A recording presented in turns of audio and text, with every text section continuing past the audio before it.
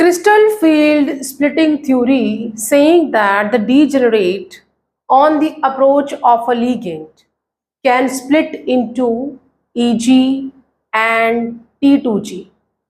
जो octahedral complexes होती हैं उसमें जो डीजेनरेट है, डी ऑर्बिटल है, वो किस तरह से स्प्लिट हो जाता है. This is are degenerate means D orbital है और डी ऑर्बिटल में सब जो ऑर्बिटल है वो 5 है. On the approach of a ligand, जब लीगेंड अप्रोच करता है तो यहाँ स्प्लिटिंग हो जाती है and it split into T2G and EG. ये T2G एंड EG में स्प्लिट हो गया है on the approach of a ligand. This is what crystal field splitting theory और CFT crystal field theory के अकॉर्डिंग है. Now the question is, consider the following complexes of manganese. Manganese के दो complex यहाँ पे कंसिडर करने हैं.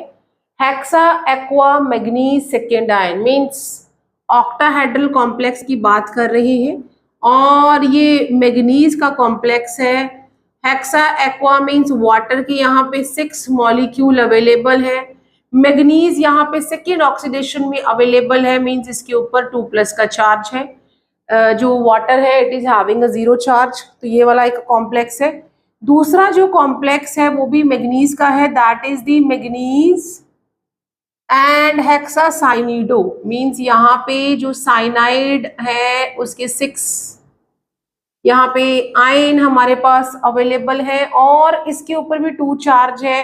तो मीन्स यहाँ 4+ चार्ज होगा, तभी तो 2 आएगा ना. ओवरऑल चार्ज यहाँ पे दिया हुआ है. ऑक्सीडेशन स्टेट हमें अवेलेबल है मीन्स +2 दोनों में ऑक्सीडेशन स्टेट +2 है. तो यहाँ पे अगर आपने ऑक्सीडेशन स्टेट +2 लेके आनी है तो वो +2 ही लिखना पड़ेगा क्योंकि यहाँ पे ये 0 ऑक्सीडेशन स्टेट जो वाटर के ऊपर 0 चार्ज होता है, साइनाइड के ऊपर -1 का चार्ज होता है. तो -6 एंड +4 अगर आप करेंगे तो ये +2 ऑक्सीडेशन स्टेट में आ जाएगा. ये हमारा फर्स्ट है और ये हमारा सेकेंड कॉम्प्लेक्स है. नाउ इट सेज कि दोनों को कंसिडर करिए. The number of electron present in EG. EG में जो नंबर ऑफ इलेक्ट्रॉन्स है in each of the following ion on the basis of crystal field theory are respectively. दोनों complexes मैंने लिख लिए हैं. दोनों के अकॉर्डिंग EG में कितने इलेक्ट्रॉन होने चाहिए. एज वी नो दैट जो एक्वा है, वाटर है, इज वीक फील्ड लिगेंड. ये वीक फील्ड लिगेंड है. तो यहाँ पे जो क्रिस्टल फील्ड स्प्लिटिंग एनर्जी है विल नॉट टू हाई नहीं होगी. जो डीजेनरेट है इट विल नॉट 1 2 3 4 5. तो it will not having that much difference, ज्यादा डिफरेंस नहीं होगा. एंड वी आर हैविंग यहाँ पे ये +2 ऑक्सीडेशन स्टेट में है. मैग्नीज जिसका कि एटॉमिक नंबर 25 होता है. ग्राउंड स्टेट में इलेक्ट्रॉनिक कन्फिग्रेशन क्या होती है, आर्गन 4s2 3d5. अब दोनों में ये +2 ऑक्सीडेशन स्टेट में अवेलेबल है मींस डी में 5 अनपेड इलेक्ट्रॉन्स है. स्प्लिटिंग ज्यादा नहीं होगी तो एक इलेक्ट्रॉन सभी में अवेलेबल होगा मींस T2G में भी 3 सिंगल इलेक्ट्रॉन्स है, 3 है और EG में 2 है. अगर मैं इस कॉम्प्लेक्स की बात करूं, इस कॉम्प्लेक्स में भी मैग्नीज सेकेंड ऑक्सीडेशन स्टेट में अवेलेबल है. डी ऑर्बिटल में 5 इलेक्ट्रॉन है बट जो साइनाइड है वो कैसा है, strong field ligand.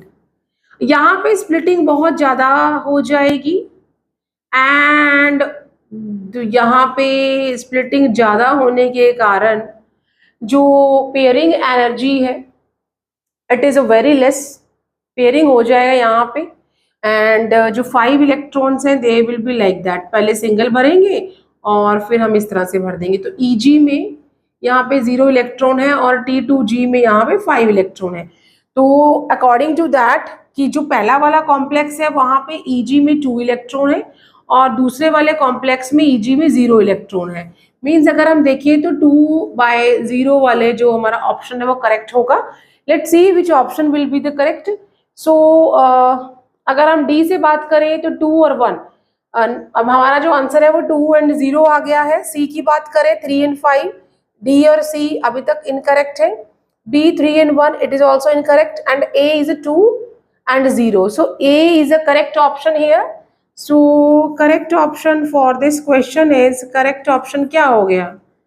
Correct option is A, because यहाँ पे aqua है which is a weak field ligand, CFAC is not that much high, यहाँ पे इलेक्ट्रॉन 2 है और साइनाइड स्ट्रॉन्ग फील्ड लिगेंड है, तो यहाँ पे जो EG में इलेक्ट्रॉन है वो 0 रहेगा।